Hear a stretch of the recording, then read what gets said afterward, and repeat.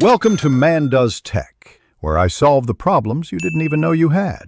You start by confirming prerequisites: VS Code node, JSLTS, Java 11, and Salesforce CLI. Install them if missing.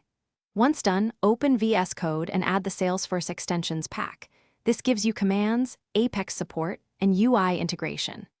Next, log into your developer org in a browser and enable DevHub if you plan to use Scratch orgs. Make sure you have a username and password for a sandbox or dev.org. Now you're ready to authenticate from the terminal. You authenticate by running sfdx-auth, web login.my.org.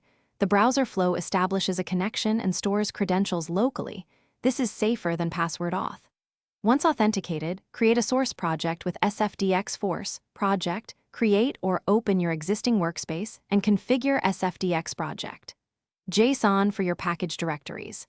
Then retrieve metadata using sfdx-force source, retrieve apex class, custom object, or pull in a full package. Make sure to set the default username for commands so subsequent pushes and pulls target the correct org. You complete the flow by pushing local source.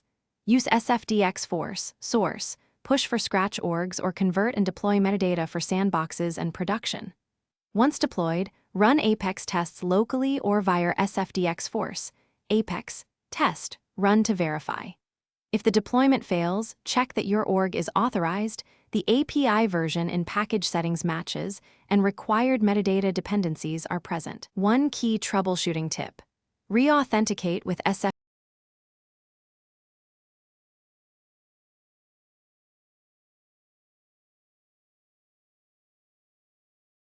Thanks for watching.